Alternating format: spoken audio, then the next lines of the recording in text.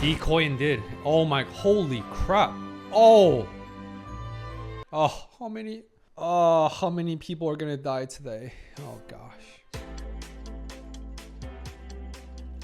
Hello friends, my name is Benoit Kim, a licensed psychotherapist and your favorite yapper. I guess this show really does not let loose with the emotional and psychological intensity every single episode since episode 4. So put on your seatbelts and here we go. And also I've been really enjoying reading the commentary and active discussion in the patrons comment section, especially with Eric, Olive, and Brad's active commentary. Keep putting it in. I love reading about them. There's so many layers. 86 is like a Pandora's box. When you thought you revealed and uncovered 14 layers, there's 12 more. Sit back and hope you enjoy.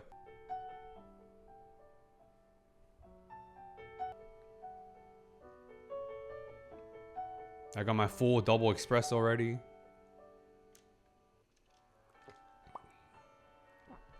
Fireworks.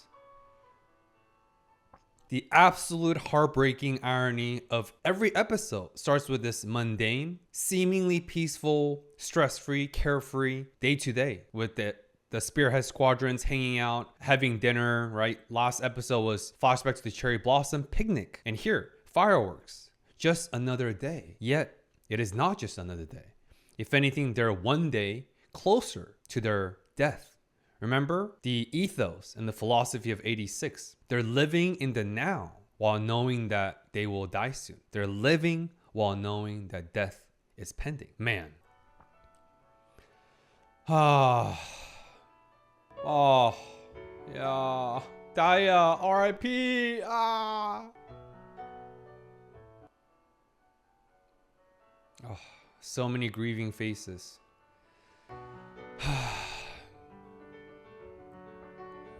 Look at that. Everyone else is under the light of fireworks. Where is Shin, the Reaper, the Headless Reaper? He is in the shadow, lurking in the shadow by himself, taking on all this seen, visible, and unseen and invisible burden, responsibilities that no one else carries, yet him. Because he is the leader. He's the commander of the Ace Unit, the Ace Unit. And now, under the moonlight, he slowly comes to light. Because he's both the shadow and the light. He's the yin and the yang, order and chaos. He does so many things in shadow, like mercy killing that I talked about. But he's also the light, because he is the beacon of hope. He is the anchor. He's the center of the Spearhead's universe. Light and shadow. He is both. Oh, he's talking to Lena? You see that? Another irony. Fireworks are used in what? Festivities, festivals, celebrations. Spearhead has nothing to celebrate. If anything, their 2 comrades died, yet fireworks, because they need any moments of joy, despite its fleeting nature, because of the fleeting nature of their lives. But man, such a powerful usage of fireworks. Man.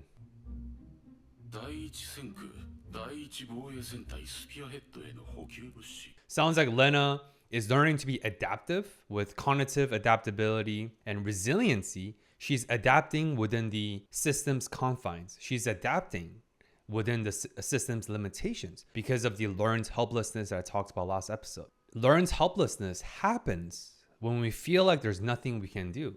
Another word to describe that, what Lena was feeling last episode, and probably many of us, the audience is experiencing watching this show or rewatching this show, is demoralization. We feel demoralized because we cannot only not impact the system and the people we love in a positive way over time. In fact, we feel like we have now become a part of that problem, become a part of the system, whether we like it or not, because of our limitations, because of our helplessness. We also call that moral injury. But here, despite feeling demoralized last episode, Lena is like, you know what? I'm going to do something about it, because we only have 2 pathways in life. No matter what problems, no matter how we slice it, different categories, different situations, we can either do something about it or don't. And when we don't, that creates dissonance, moral disengagement, emotional incongruences, escapism, numbing, which is what everyone else, all the other Alba officers are doing. They're in denial. They're doing nothing about it. And they're drowning in liquor and alcohol and addiction. But Lena is like, you know what?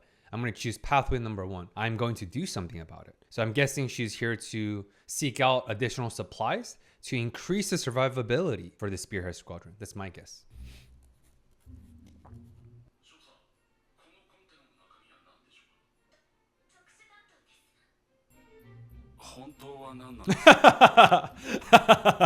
Everyone's already sus because I'm sure Lena's reputation exceeds herself and they know about this weird outlier officer who sides with 86 and who recognizes 86's unrecognized humanity.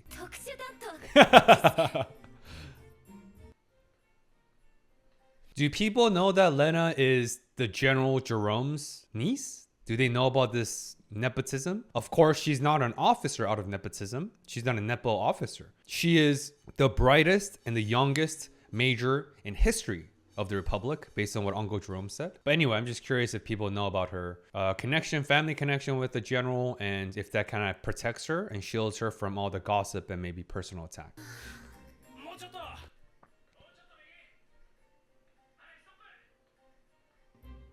Oh yeah, I forgot the scientist friends, Annette, and they were talking about dresses, party outfit for the Revolution Festival. And shout out to Eric for pointing out that this Revolution Festival and the revolution in 86 is, I guess, replicating or kind of referencing to the French Revolution. I was born in Paris and I'm kind of like half French, but I did not know that. So thank you for the heads up.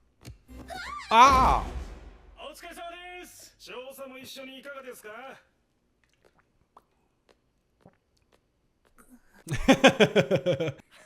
Her face is so red.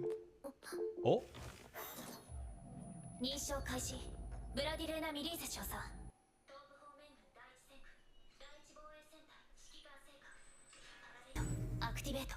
Activate.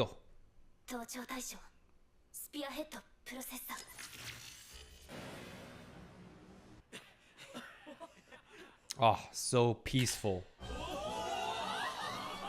Oh.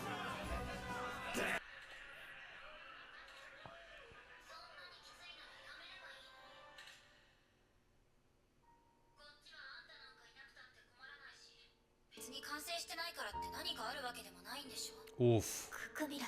Oof.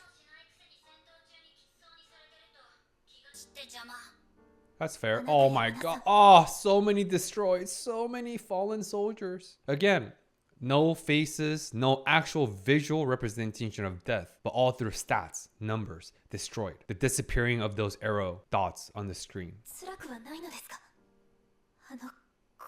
Of course they do. They're numbing it. Oh, man. Oh, Lena just dropped her bouquet of flowers. Why?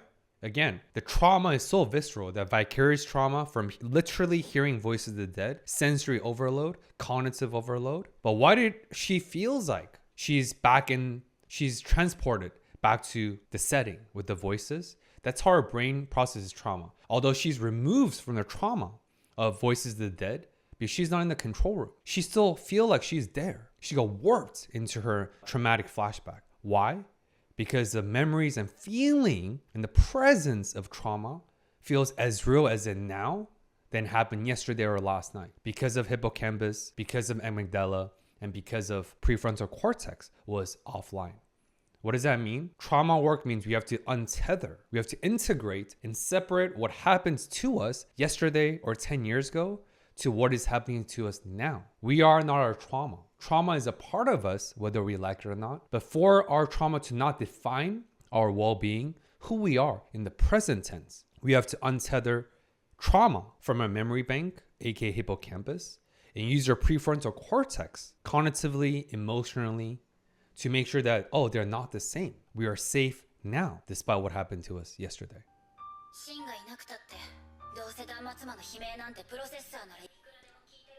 Yeah. Ooh, oh, let that sink in. And dying instantly with your juggernaut is one of the best ways to die. One of the best ways to die should not ever be said by any human being. But it is true though. It is one of the best ways to die. Instant death. So you don't burden Shin to do mercy killing. You don't have to see your commander shooting you in the head as your last moment of consciousness before you drift into eternal slumber of nothingness. And your brains do not get harvested by lesion to create echoes and the voices of the dead for eternity or however long. Such heartbreaking and sorrowful truth there. Getting exploded and dying instantly is one of the best ways to go. Man. Ah.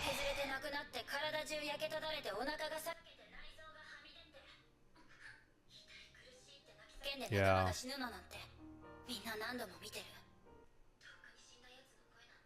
Mhm. And this is why so many combat veterans, maybe you have an uncle, maybe your dad, maybe your mom, maybe your auntie or grandparents, maybe they served in the military, maybe Vietnam War, maybe whatever, right? The reason why many of them never talk about their combat experiences is because of this. Limbs being blown off, IED, they're seeing their battle mates exploding right before them on a convoy mission. But yet they are the ones who made it, and their loved ones, their battle buddies who trained together.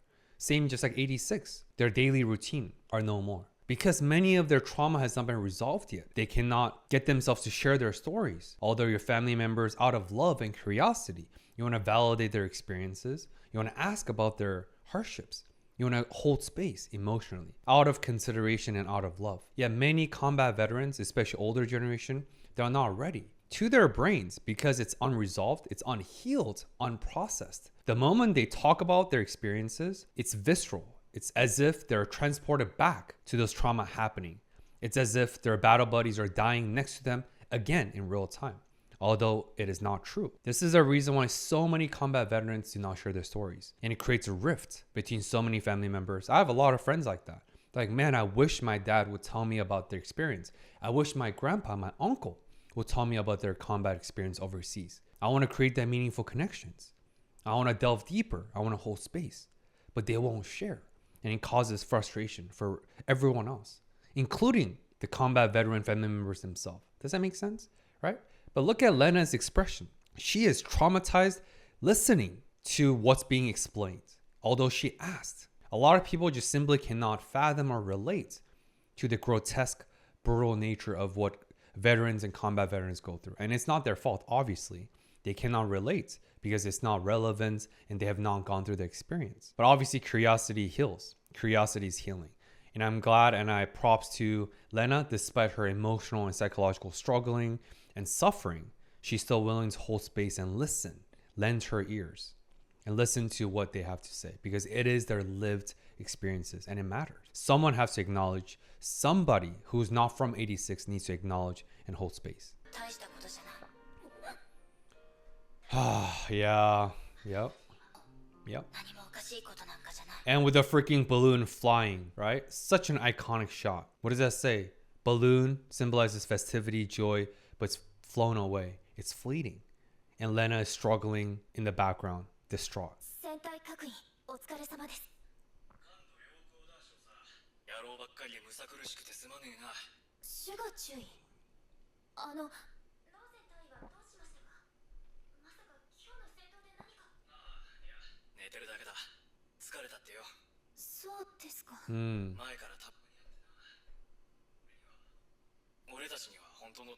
It happens sometimes. Imagine Shin's, like I said, neurological, emotional, and cognitive overload all day, every waking moment with 14 layers of responsibility he has, right? Carrying the memories of 561 two fallen soldiers, hearing and being bombarded with every single legion, the black sheep, voices of the dead, looking for her brother, right? All that. But that's not just a couple of times a day. That's every waking moment. So when he sleeps, it's his biological system literally shutting down to preserve its self-preservation. In real life, if that happens to someone, they'll literally die out of exhaustion. Their brains will fail. Their biological systems will also malfunction. It's not possible for a human to handle that level of neurological, emotional, and cognitive, acute and chronic stress at the highest degree for X amount of years, all day, every day. It's not possible. Obviously, it's a fiction, but that's why he sleeps. And obviously, everyone else, we don't know the truth. But we kind of glimpse into the truth. Yep. Yep. And more.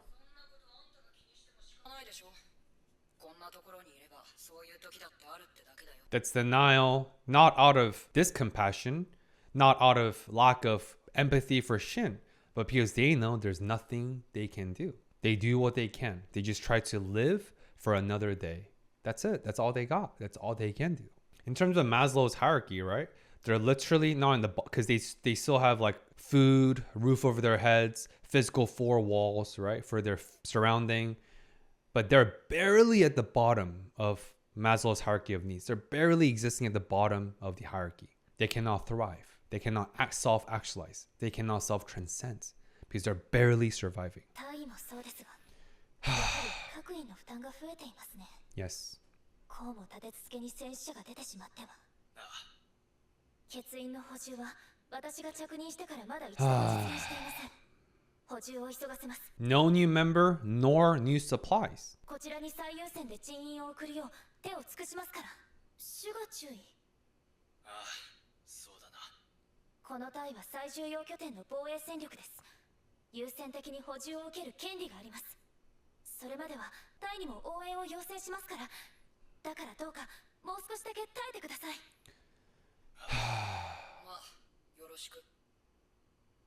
See, there's no enthusiasm. Usually, when a unit is being deployed in danger in the front line, and your commanding officer, your major is like, hey, I'm going to send you more supply, more reinforcements, they should be ecstatic, over the moon. But there's no enthusiasm. Why? Because they know it doesn't matter. They're all going to die. And all these supplies, reinforcements, they're just prolonging their suffering. I'd argue every single one of them probably have passive suicide, passive suicidal ideation, passive suicidality. Because their very existence, them being alive, is endless suffering, literally. They don't see a way out. And based on everything that's been revealed thus far, there is no way out. With everything Shin told Lena and everything that's been revealed thus far. So if anything, I'd argue probably every one of them, maybe subconsciously or even knowingly, are yearning for their eternal slumber, yearning for their death, as long as they don't get harvested by the Legion. That's why they don't care about these supplies. They really don't. What's the point? Just gonna prolong their suffering. Ah, it's tough, man. Go, Major. Oh, okay. So it's very significant what Uncle Jerome's saying. Remember their nepotism, their relationship aside. So you decided to overstep yourself. The very first thing they teach you in the military basic combat training, BCT, is chain of commands. Sure, in bureaucracy, in corporate, there's, right? You go to your supervisor and then maybe your manager and then you can escalate as you need to. And it's frowned upon when you skip ahead, right? When you bypass your immediate supervisor. But obviously it's not that big of a deal. It might be just some social repercussions, but it's not that severe. In the military, it's severe repercussions. You cannot ever bypass your immediate officer. You have to go to your platoon leader, right? Well, you have to go to your squadron leader. You go to your platoon leader, and then you go to your battalion and so on. But chain of command is the first thing they instill and teach you about. That's what Uncle Jerome's telling Major, that, hey, I am your uncle, but I am the general. I'm the highest commanding officer first and foremost, and then I'm your uncle. Because we're at work. So you decide to bypass your supervisor and complain directly to me, Major. He's not calling her by Lena. He's calling her by her military title. So this is very serious. And he's already saying that, okay, I see you're doing this again. This is enough. And I think that's why Lena hesitated before she knocked on her, on his door. And we saw that resolution, that conviction in her eyes. 準将、スピアヘッドセンターへの人員補充の件ですが、もうこれ以上待てません。私は彼らの力になるためならどんな手を使います。たとえそれがおじさまの力にすがるようなことだったとしてもです。各部署に書類を回していますが、一向に東部戦線への補給計画及びプロセッサーの補充はすでに決まっている。君の要望についても私から伝えてやる。まだ内々のことだから知らないだろうが。本当ですか？補給がやっと。だから君の責任をしっかりと果たしたまえ。Nice. 革命祭のパーティー、準備はできているのかね？ドレスを着てパーティーに出席する。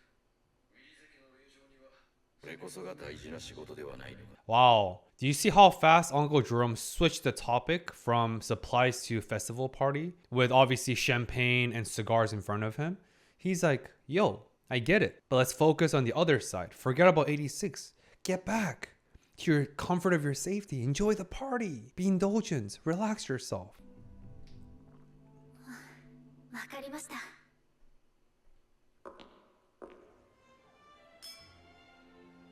レーナ、あんたね。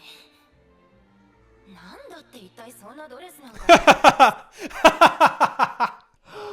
Oh my gosh, Lena. Wow, what a silence but visible rebellion and resistance in her own right.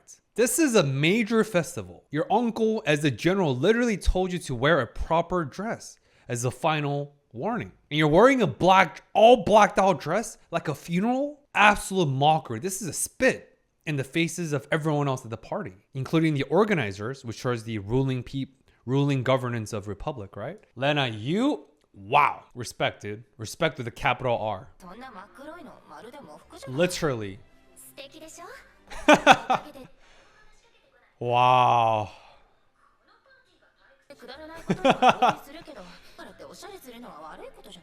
That's true. I mean.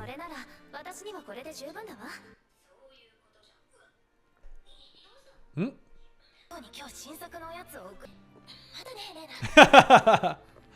Yo, she's gone. Oh. Oh.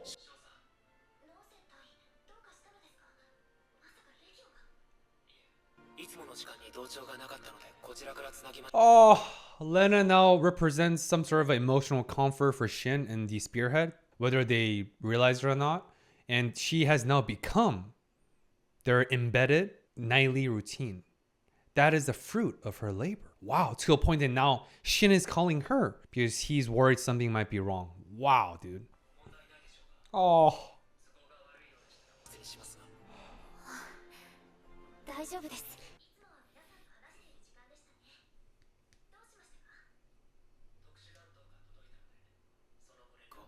Nice.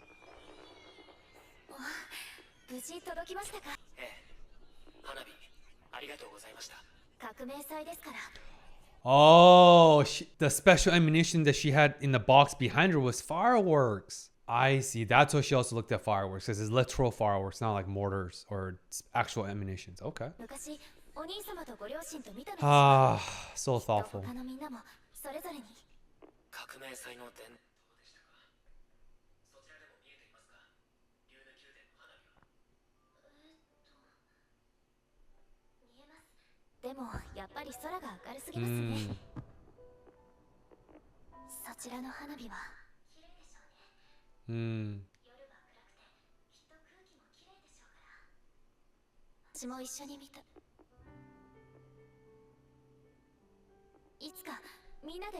Wow, she said, I wish we could see them. Bro, she's already moving from I to a we with Shin. And I'm sure everyone else Spearhead, right? But Lena, this is a dangerous path. But that's why she corrected herself, because even her saying that, again, no malice, but a little bit thoughtlessly, and obviously it's very triggering and reminding Shin that that will never happen. Probably not, because they're going to die.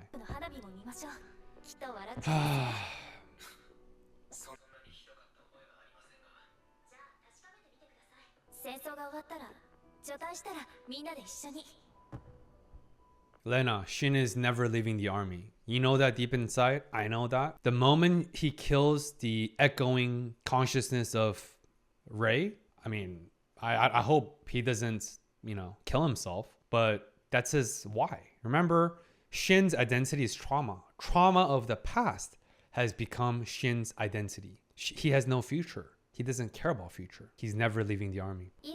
I hope I'm wrong. Yeah.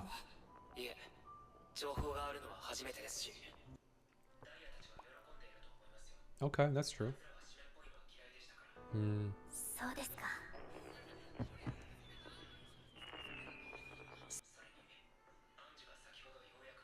Nice. That's good. Nice. Nice. That's releasing. Very good. Cathartic. Daya. True. Oh. Oh. That's deep. And again, now Lena has officially become a part of the Spearhead family. Period. That's what Shin's saying. Shin's like, even if all of us die, well, not if, even when all of us die, apologize if it's too soon, Even when all of us die, there's still you with this silent resistance by carrying the memories of all of us and memorializing our existence. That we existed, we mattered, we fought for the country that betrayed them, but regardless, they fought till their death. As long as you remember all of us, Lena, that's enough. That's the significance of this conversation. Lena is now been tasked with the sacred responsibility to carry the torch of their memories. Not hope, because I don't see hope in this situation. I really don't. That's what's depressing. But still, torch of memories. Their existence. They mattered. They existed. They were once here.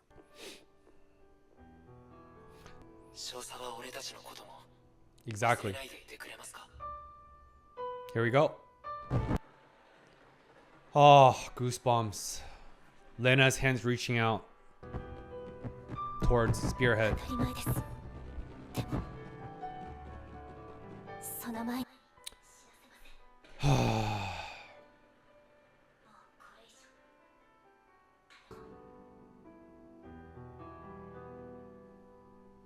Oh, that's why episode 7 is called Will You Remember Me? Oh my gosh.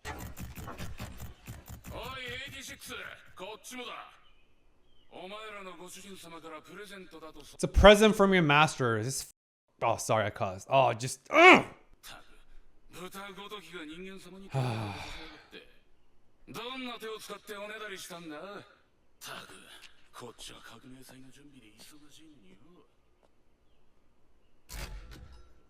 See, Shin doesn't even respond. He doesn't care. Just 1 year in, 1 year out.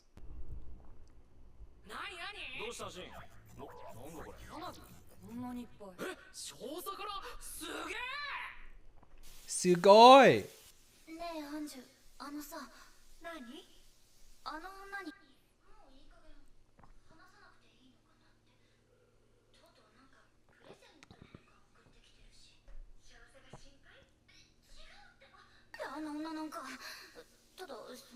Oh, she's a little bit worried.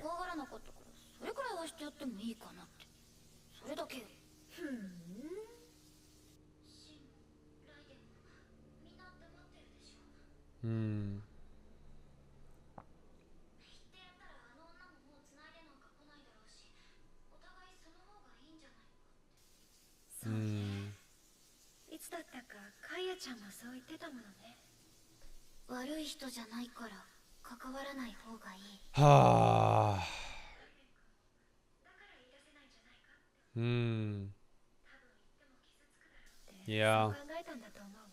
It's complicated. Oh, what does the tattoo say?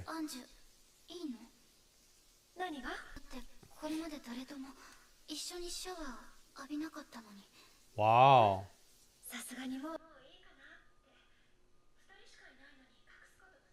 What, the tattoos are carvings on her back?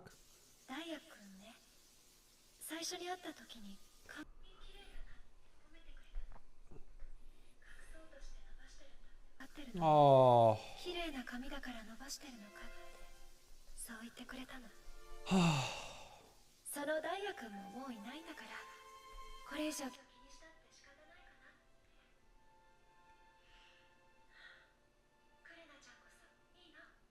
Oh, man. Oh, she's crying. Those are tears.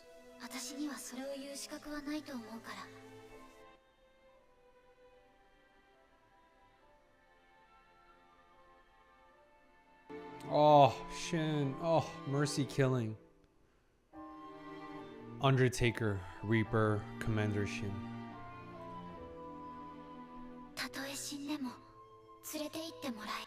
Oh, man.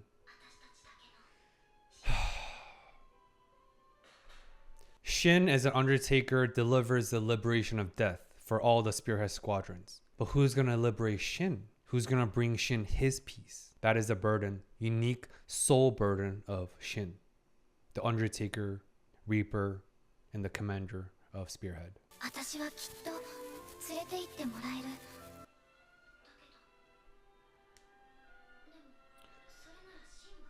Literally said that, dude. Oh man. Exactly. Oh.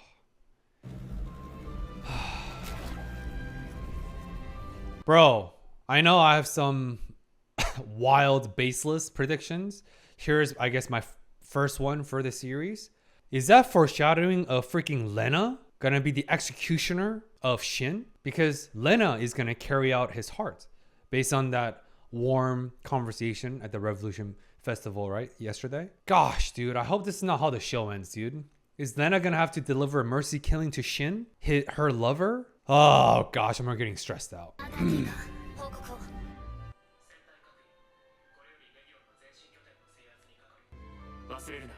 Oh, how many people are gonna die today? Oh gosh.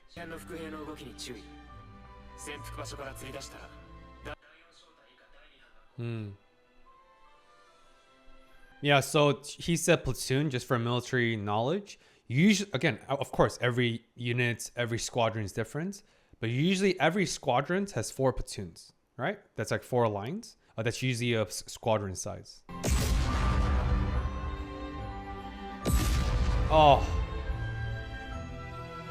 Oh shit, it's coming. Rains of fire is coming, just like fireworks. But now those fireworks are literal mortars and actual ammunitions firing down and showering down at Spearhead. Oh shit, dude. Decoy and did. Oh my, holy crap. Oh.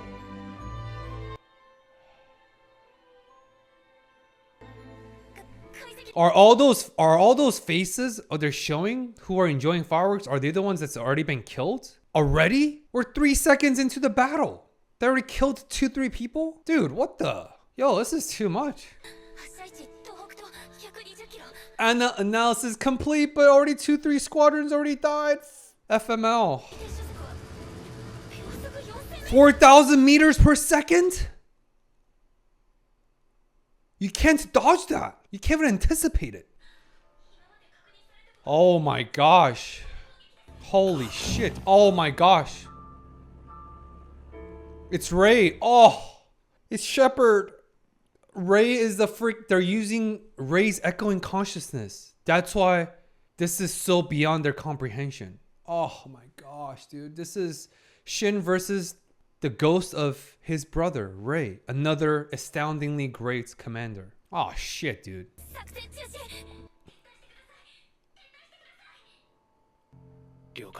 Retreat, yeah, please. Oh my gosh, dude. And the irony, usually in show, when we see those lights sipping through dark clouds with those holes, right? Like, it's usually a good thing.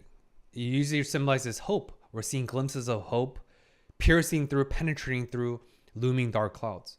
But here, it's the exact opposite. Those sipping lights that are penetrating through the clouds are lights of death that just absolutely annihilated 2 or 3 squadron members immediately. This is the biggest defeats they've experienced probably ever. Okay, I just need a moment. Whew. Okay, wow, that was a lot. Oh.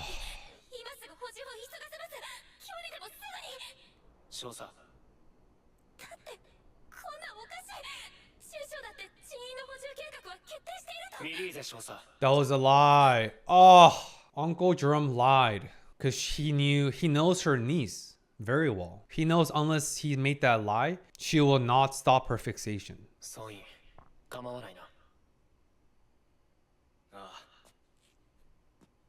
What? What?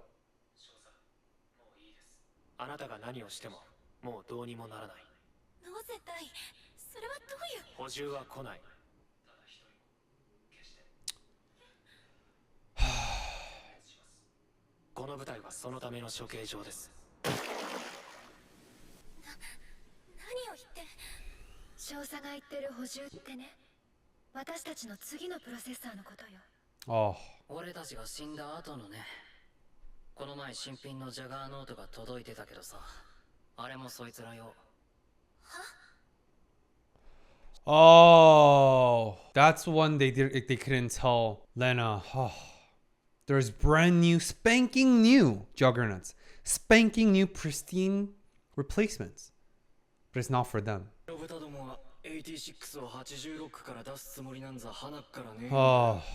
除隊までの5年。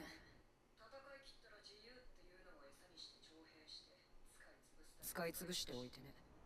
本当。 So no 86 ever make it out of their deployment? That's why as soon as they're close to their countdown days, do all of them get sent to suicide missions? Not just the ACE unit, Spearhead? Wow. I mean, it's like, that's true. Why would humans let their pigs and livestock make it alive? All of the livestock and pigs become stews, pork, meats to be consumed. What farmers let their livestock escape? None. Man. Truly animal farm. その先の話なんざ保護にしてもそれは問題ね。問題なのは死ななきゃおかしい戦場で何年も生き残っちまう俺たちみたいな奴らだ。生き Wow. 残った分頭も回るし、他の86からしたら英雄でしょ。 Oh shit, that's true. 反乱の火種にでもなったら困るからさ。だからそういう奴らは各戦線の激戦区を転戦させられるんだ。 Oh, yeah, it's like what Anju and the other girl were saying in the show, right? Everyone else knows except Lena. Lena is demoralized because this is shattering her reality of illusion yet once again. But no one else is demoralized because that demoralization has been their baseline for the last however years. They're used to it. Like I said, they're all PDD, persistent depressive disorder.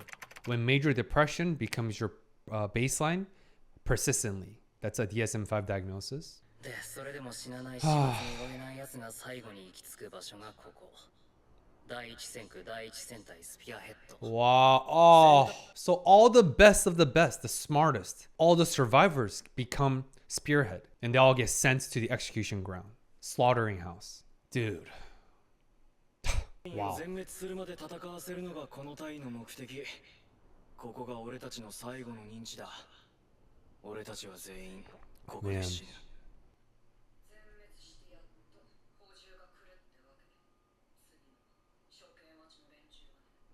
Wow.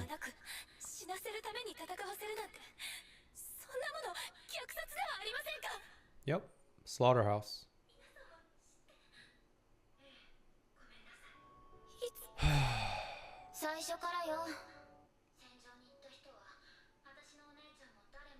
Dude, I really struggle, man. As a psychotherapist, this is hard. Think about the two options. Spearhead, they either let a handler get close to them, like such a really kind-hearted person like Lena, but then by being close with this increased intimacy, interpersonal closeness, Spearhead is now also burdened with the thoughtfulness, consideration, and how to package these difficult news out of consideration for Lena. But they're already stressed to the absolute max. Everyone of Spearhead is already drowning, yet they have to take on additional emotional consideration, which is a burden. Of course, it's not their fault because they know Lena cares. So this is the least they could do. But it is burdensome. On the other hand, same for Lena. For any handlers to get close, they're now also burdened with disillusionment, being absolute disillusioned, getting their illusion of safety shattered, getting demoralized, suffering from voices of the dead. And that's why every handler for commanding our Unit 1, Spearhead, kill themselves or retire. So this is a lose-lose for both parties. But then what's the other option? Continue to be indifferent and treat Spearhead like they're animals and not humans. Continue to dehumanize them, which means it continues to traumatize Spearhead for their remaining lives. So whatever option we choose, no matter how kind-hearted you are, no matter how much effort and consideration you want to extend for Spearhead, the ending is tragic. So what can we do? I guess the answer is you do what you can. You try your best in whatever meaningful ways possible, even if it seems meaningless, so then we can sleep the best we can, so that at least our conscience is clear based on the limited actions we can do. That's the best we can do. I think in the recent years, for me at least, especially as a veteran, especially who appreciate the philosophical undertone, sociological, psychological intensity of this show really demonstrates this truth that often in life, or maybe sometimes in life, all we can do is all we can do. We cannot control the outcome. We can only control what we do, right? Oh, it's so bleak. The more I talk, the more I analyze, the more I watch this, becomes even darker and darker. We're only in episode 7, dude? Oh my goodness.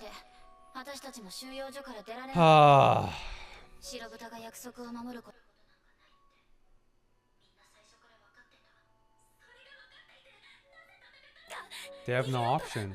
それこそ共和国に復讐しようとは思わなかったのですか。復讐ってのはそう難しい話じゃない。戦わずにレギオンどもを素通りさせてやればいい。俺たちも当然死ぬが、それで白豚どもを道連れにしてる。ならどうして。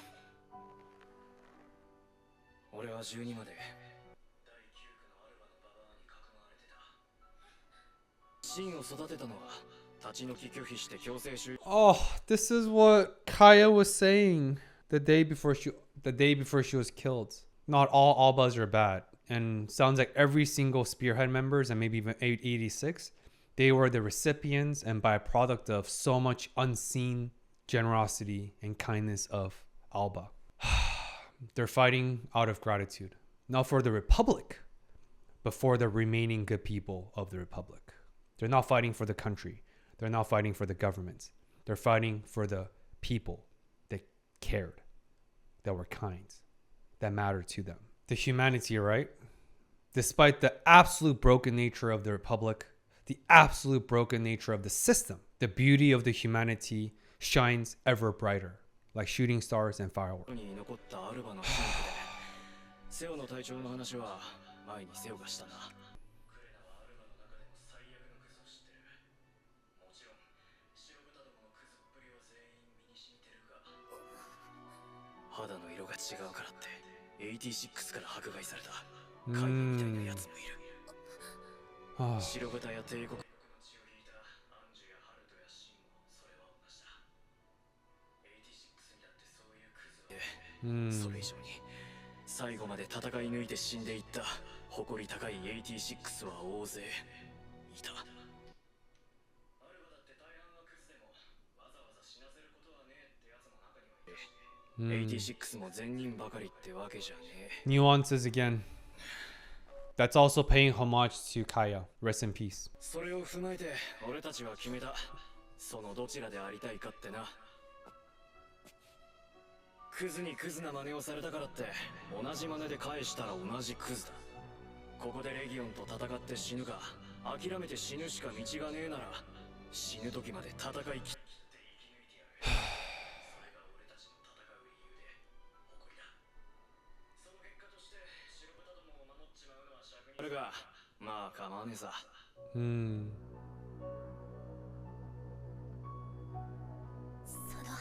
There's so much there, but I'll just keep it simple because, yeah, this is the power of why. This is the power of making meaning out of seemingly meaningless hardships. Having a purpose keeps us going. Sure, what is the meaning of why is so grand, so big. It's so big and just seems so cosmic that it's usually like a philosophical joke, right? A philosophical joke. Because it's so big. But even if some of us make fun of what is the meaning of your life, every single one of us, and I do mean every single one of us deep inside, in the hearts of our hearts, we all intrinsically recognize the importance of purpose. Do we feel like there's meaning to our existence? Do we feel like we have a reason of being here, being alive? It doesn't have to be anything grand, like saving the world. It could be just be the best brother, best son, best husband, best wife, best friends. But the question is, are you doing the best you can? I hate being bored at work. I'm not, because I'm pretty busy. But so many people, even in the gym, right? I see so many receptionists who are on their phones, who are checked out, half-assing what they do. Sure, it's a minimum paying job and it's not glorious. 100%, I get it. And it's a means to an end, and it's not their lifelong dream or career path to be a receptionist or front desk at the gym. 100%, I agree. But do you know what's really counterintuitive, but has tremendous emotional and psychological impact and implications? When you're half checked out at your work, what you're not saying by being doom scrolling on your phone, by being whatever, right? Being checked out, not being focused, not being dedicated to whatever job, doesn't matter, fill in the blank. What's happening is you're telling yourself and you're priming yourself and you're conditioning yourself over time that what you do don't matter. And because what you do don't matter day to day, your sense of pride, your sense of self, your sense of who you are also doesn't matter. This is the reason why some people, they could be a custodian wiping the floors in the gym. By fully dedicating to their job, being focused, they derive more meaning, more purpose. They derive more fulfillment versus someone who has more free time in their hands, like working the front desk. By being on their phones, maybe texting, social media, Doing all that social media, being distracted, might have produced more pleasure, more dopamine. But dopamine is not meaning. Dopamine fades. We're in this attention economy. Why? Because of dopamine hijack. But dopamine hijack and dopamine spike never improves anyone's quality of living. It's pleasure. Pleasure is not enjoyment. Pleasure is not fulfillment. Pleasure is not meaning. This is what he's saying, that the death is inevitable. If we're going to die anyway, we're going to die with a sense of meaning, purpose. We mattered. If you don't care about anything that you do day to day, can you say that? That you mattered? That there is purpose to your life? When you're on your phone, half checked out, focusing on what you want to say, when you're spending time with your loved ones, friends or family, you're not really there. You're there physically, but your mind is drifting, thinking about what to do tomorrow, later, after you leave the family hangout or friends hangout. It's the same thing, not just a job. By you also being checked out, you're also priming yourself that, oh, your relationships don't matter. Your friends don't matter. What matters is you, what you want to do. Me, ego, my pleasure, my indulgence. Again, I'm not judging anyone that does this, but it's really important to talk about this because we create meaning. We are meaning-making beings. We're not just animals or mammals. We can make meanings out of nothingness. No other creatures can do that.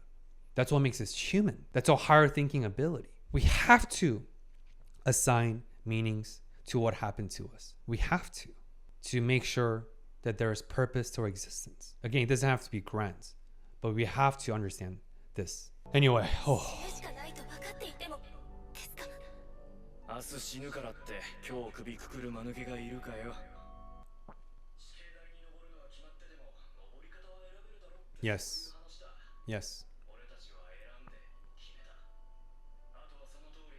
生き延びるだけだ。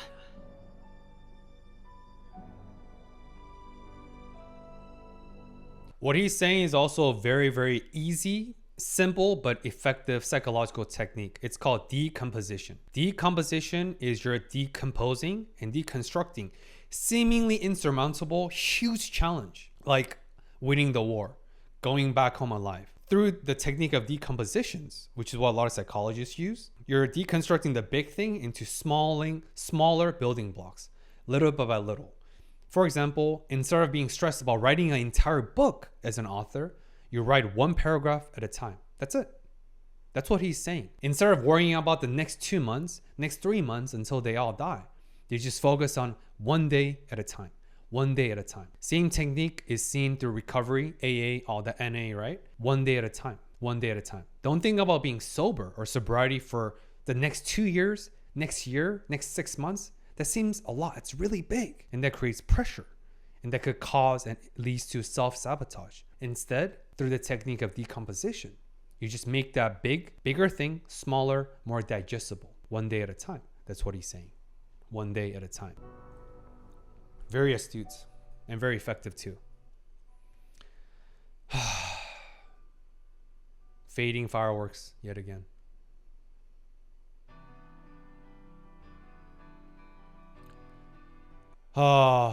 Oh my gosh, is that hands, Lena's hands when she was reaching out towards the fireworks through that palace when she was talking to Shin?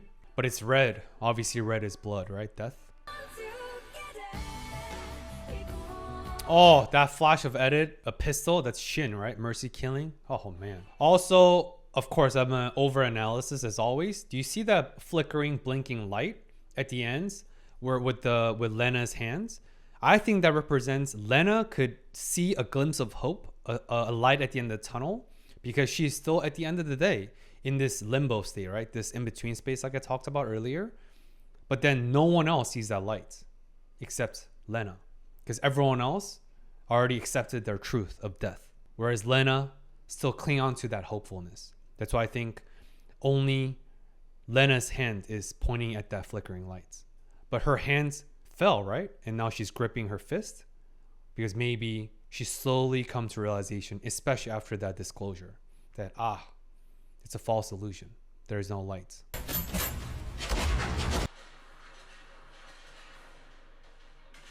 Oh my gosh. Another death? Oh my goodness. Oh my gosh. Lopsided annihilation, dude. Whoa, what is this machine? What is that? Let's go. Wait, is that machine? Is that Legion Android? Is that Ray? Because somehow it knew exactly all the hideout spots where 86 usually are. And literally killed every single 86 it was facing with literally just one. I'm guessing that's a shepherd, right? That's the black sheep shepherd of Commander Ray. Ray's echoing consciousness. Next episode, let's go. Bro, going where? Towards death? I'm sorry, guys. Oh, gosh. Oh, that was a heavy one. Oh, my gosh. Like I said in the intro, this show really does not let loose. And I didn't know it was possible after episode 5 and 6, but it's actually even more intense. Wow. Anyway, that's it for this week, guys. Thank you guys for tuning in. And again, shout out to all 66 yappers. Thank you so much. And all the 30 plus yappers joins out of 86. So that's why I'm going to continue to pour my heart out, give my absolute best, milk out every brain cells there are, maximize the power of caffeine, my favorite drug, as my performance enhancer to deliver the best reaction and analysis to every single episode. But shout out to all 66 yappers. And there's, I think only half of you guys joined Discord, so feel free to join us. There's an amazing, awesome group of yappers where we all embrace yappy to yap. Anyway, thank you guys so much for your generous support as a VVIP and backbone of our community. Thank you for tuning in. And remember, we matter, we are worthy. And let's remember, sometimes all we can do is all we can do. And let's assign and find meaning in what we do day to day. That sense of purpose is extremely beneficial to our wellness, well-being, and our directions in life. Till next week. Peace.